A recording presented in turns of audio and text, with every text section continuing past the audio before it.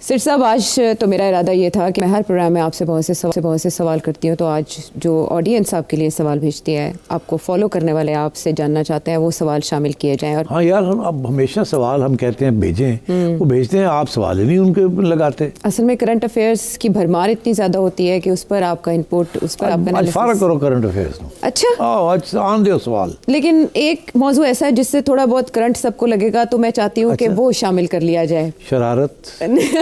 شرارت نہیں، وہ ایک ایسے ہی ایپیسوڈ تھے ہمارے شو کی جس میں آپ ویسے بہت کول نظر آتے ہیں، ہنستے ہیں، مسکراتے ہیں، لیکن اس میں آپ بہت برہم ہوئے تھے اور پھر سوال اٹھے تھے کہ نجم سیٹھی کو غصہ کیوں آیا، اتنا غصہ کیوں آیا. اور that was about V P N. جب حکومت نے وی پی این کی بندش کا پروگرام بنایا تھا اور کہا تھا کہ رجسٹر کریں، تو اس وقت آپ جھنجھلا گئے تھے کہ حکومت ایک شخص کے لیے کیا کر رہی ہے، کتنے معاشی نقصانات ہوں گے.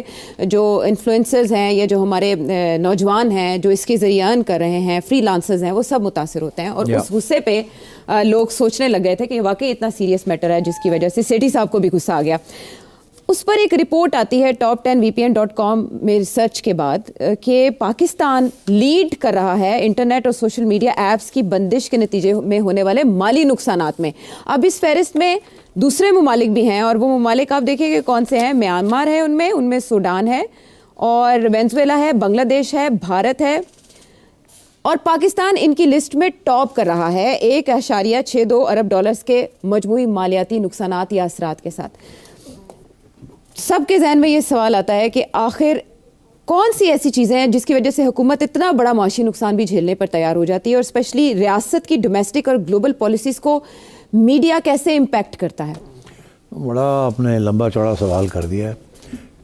شروع تو آپ نے پاکستان سے کیا اور اب آپ پہنچ گئی ہیں گلوبل پالیسیز کے اوپر، کیونکہ گلوبلی بھی تو پابندیاں لگی، لیکن ہم پاکستان میں سفر کر رہے ہیں. تو لیٹس اسٹارٹ ود دس. جی، اس کے کچھ تھوڑے سے اسٹیٹسٹکس بڑے انٹرسٹنگ ہیں. کچھ آپ نے دیے ہیں، کچھ میں دے دیتا ہوں. جی، کہ ایک تو یہ کہہ رہے ہیں کہ کوئی 1.62 billion rupees dollars, 1.6 billion dollars. اب 1.6 بلین ڈالرز، مائی گاڈ، میں تو روپے میں ٹرانسلیٹ کرتے کرتے گھوم جاتا ہوں. رہنے دیسی میں رہنے دیں، تو 1.6 بلین ڈالرز کا نقصان ہوا ہے، اور یہ پاکستان کی بات کر رہے ہیں. جی، اور آپ نے بھی ذکر کیا کہ 5 ممالک ہیں جہاں جس سے پاکستان نمبر 1 پہ ہے، ٹاپ پہ ہے، جن نے سب نے اس قسم کی حرکتیں کی ہیں. جی، اور 3 وجوہات کی بنا پر انہوں نے انٹرنیٹ انٹرپشنز کی ہیں. ایک تو ہے پولیٹیکل پروٹیسٹ، جی، دوسرا ہے الیکشنز، جی، اور تیسرا ہے جنرلی انفارمیشن کنٹرول کرنا. ٹھیک ہے نا؟ جی. تو یہ 3 وجہ سے پاکستان، بنگلہ دیش، انڈیا، اور کون سے ہیں، میانمار، سوڈان. اب میانمار، سوڈان ڈکٹیٹرشپس ہیں، خانہ جنگی ہے، سول وارز ہیں. تو یہ 3 جو ہیں یہ سو کالڈ ڈیموکریٹک کنٹریز ہیں، لیڈ بائی انڈیا. اور وہاں بھی نریندر مودی گورنمنٹ نے انٹرنیٹ انٹرپشنز ہوئی ہیں اور کنٹرول کرنے کی کوشش کی ہے. جب بھی پروٹیسٹ، فار ایگزامپل جب پنجاب میں فارمرز کی پروٹیسٹ ہو رہی تھی، تو انڈین گورنمنٹ نے بالکل بلیک آؤٹ کیا ہوا تھا انٹرنیٹ. ہمارے ہاں بھی جب بھی خان صاحب جب بھی گڑبڑ کرتے ہیں تو وہ ساری انٹرنیٹ بلاکنگ ہو جاتی ہے. یا کوئی مذہبی باتیں، سیکٹیرین قسم کی چیزیں ہوتی ہیں یا ایسے مواقع ہوتے ہیں تو وہاں انٹرنیٹ بند کر دیا جاتا ہے. تو یہ 1.6 بلین. جی. اب میں نے اس دفعہ جب مجھے غصہ چڑھا ہوا تھا کہ جی یہ کیا، یہ انٹرپشنز ہو رہی ہیں جس کی وجہ سے کاروبار تباہ ہو رہا ہے، تو اس سے آپ کو آئیڈیا ہوتا ہے کہ سمپلی کس قسم کی اسکیل ہے آف ڈسٹرکشن، اور آپ کو ملتا کیا ہے اس سے، کیا آپ نے حاصل کیا یہ انٹرنیٹ یہ کر کے. کیا ٹیررزم کم ہو گئی ہے، کیا بم پھٹنے کم ہو گئے ہیں، کیا لڑائی جھگڑے کم ہو گئے ہیں، کیا عمران خان کو آپ کا اس کا منہ آپ نے بند کر دیا ہے، اس کے سپورٹرز کا منہ بند کر دیا؟ نو. سو بات یہ ہے کہ یہ government should consider this policy of internet disruptions and controlling the inflow, the flow of information. But اب یہ تو ہوگی بات. مگر جو دوسرا سوال آپ نے کھڑا کیا ہے وہ بہت دلچسپ ہے کہ میڈیا کا کیا رول رہا ہے in shaping domestic and global policies. اب ڈومیسٹک پالیسی کا تو اگزامپل پاکستان کا میں دیتا ہوں آپ کو کہ کب میڈیا کو استعمال کیا گیا ان دا لاسٹ 75 ایئرس اور اس کے کیا نتائج تھے. اور پھر گلوبل کا بھی میں کچھ آپ کو I try and give you an idea کہ گلوبل میڈیا کا کیا رول رہا ہے ان شیپنگ گلوبل پالیسیز. تو let's start with Pakistan. Pakistan میں ہمیشہ جب ڈکٹیٹرشپ رہی ہے جی تو بڑی سخت کنٹرول رہا ہے اوور دا میڈیا، اور جو بیانیہ تھا وہ حکمران طبقے کا تھا. جب ملٹری گورنمنٹ تھی تو media was pushing the military government line.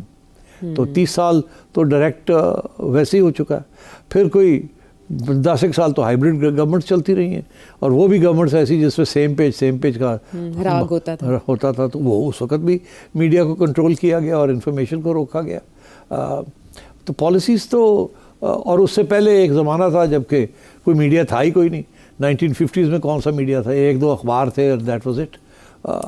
مطلب ایک پاکستان ٹائمز انگریزی کا اخبار تھا اور ایک کراچی میں ڈان تھا. اسی طریقے سے ایک جنگ تھا اور ایک آدھ اور کوئی اخبار تھا نیشنل لیول کا. اچھا. تو مطلب ہے کہ، اور پھر جہاں تعلیم نہ ہو تو وہاں پرنٹ میڈیا کے ایک حد تک ہی، اور اس کو بھی اگر بیٹھ کے نیوز رومز کو کنٹرول کیا جائے تو مطلب ہے کہ so the media was used always to promote a particular narrative, ایک ریاست کا بیانیہ یا حکمران کا بیانیہ. ٹھیک ہے. اچھا، تو جب یہ جمہوریت کی بات آتی ہے کہ media is the 4th pillar of the state, تو میڈیا کے ساتھ بھی وہی ہوا ہے جو کہ باقی پلرز کے ساتھ ہوا ہے. ان کو بھی پلر کو انہوں نے ٹھوکا مار مور کے فارغ کیتا ہے، انہوں نے جوڈیشری نے بھی ٹھوکا مار مور کے فارغ کیتا ہے. یہی نا دند کاٹتے ہیں ہاں سارا. تو مطلب ہے کہ میڈیا کے ساتھ بھی یہی ہوا ہے. اور ہم بڑی شور ڈالتے ہیں freedom of the media, independence of the media. کون سا فریڈم، کون سا انڈیپینڈنس؟ یہ باتیں ٹھیک ہے، یہ باتیں ہم لوگ کر لیتے ہیں، but at the end of the day pressure constant ہوتا ہے کہ ریاست کا بیانیہ یا حکمران طبقے کا بیانیہ جو ہے وہ کرے.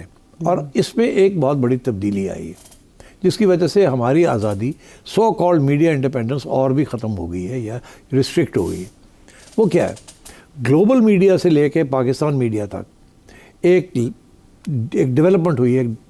وہ ڈیولپمنٹ یہ ہوئی ہے کہ پرانے زمانے میں میڈیا کے جو مالکان تھے وہ جرنلسٹ تھے.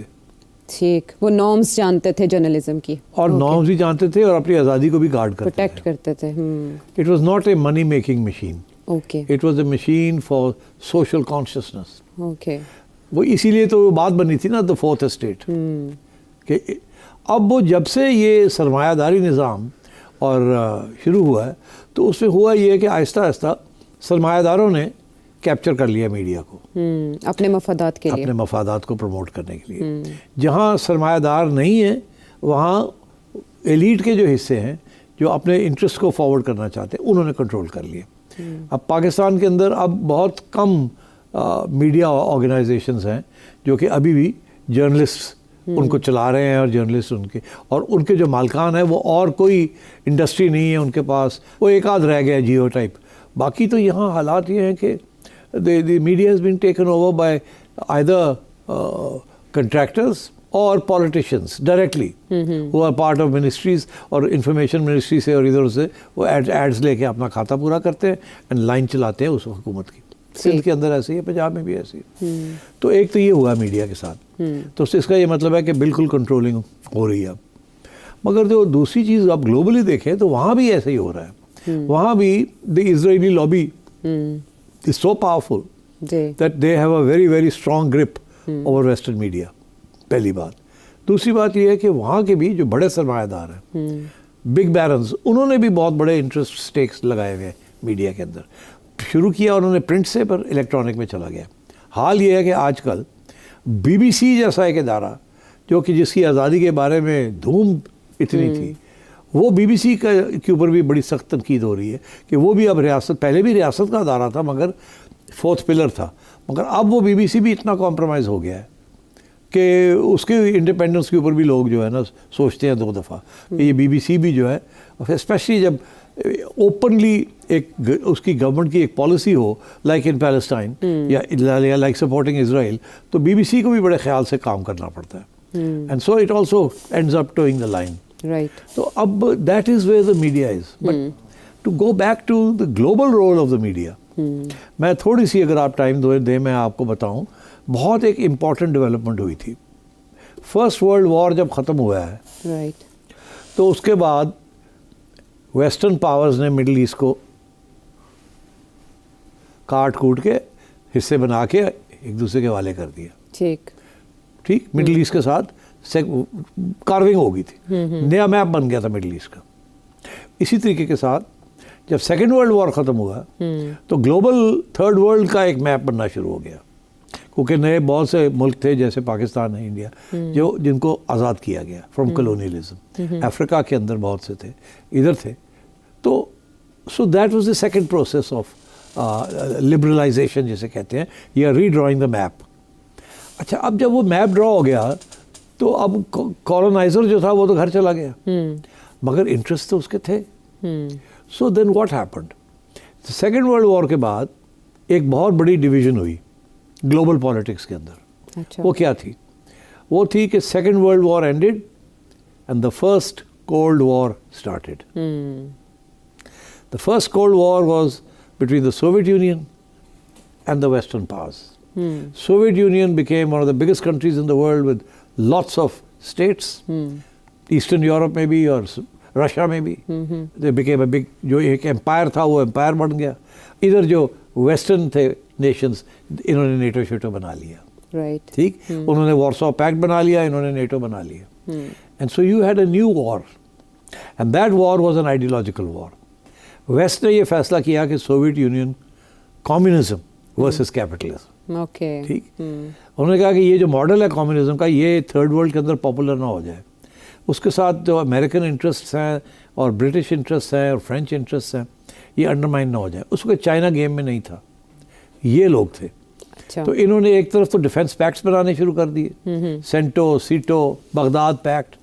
दूसरी तरफ थर्ड वर्ल्ड के जो रिसोर्सेज थे उनको कंट्रोल करने की कोशिश की, ईरान के अंदर कू करा के ईरानियन ऑयल को कैप्चर किया एंड सो ऑन।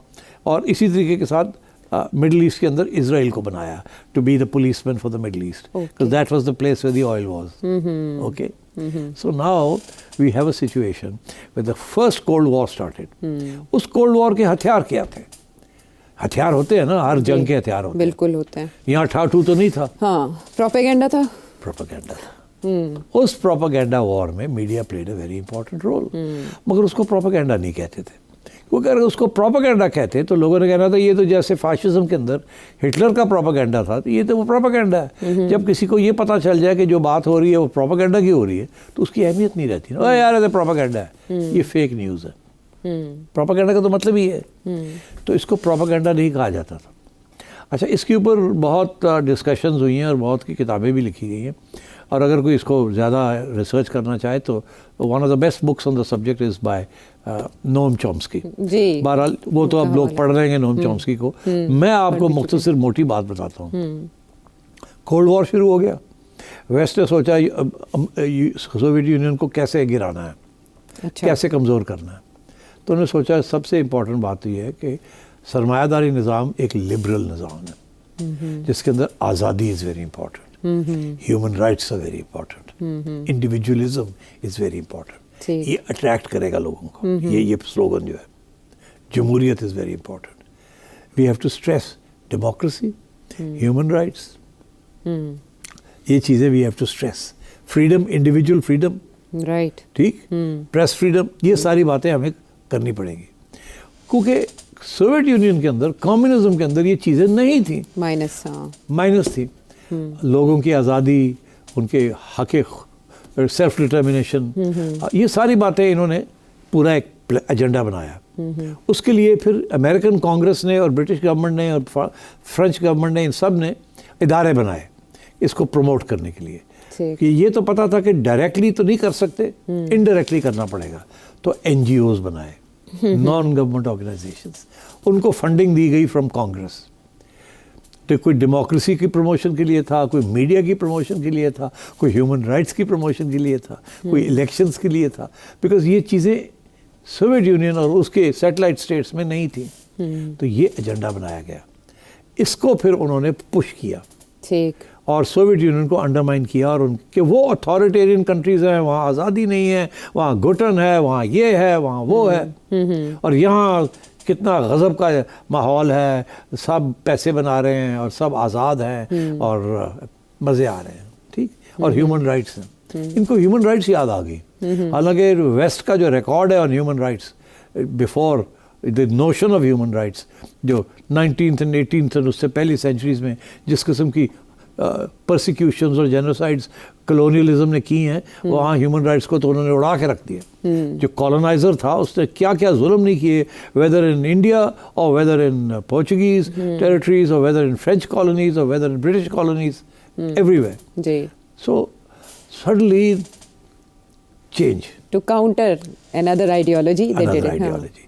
تو ہمیں اس کو بھولنا نہیں چاہیے کہ یہ media was used to undermine a whole system of belief جس کے اندر equality was more important than growth.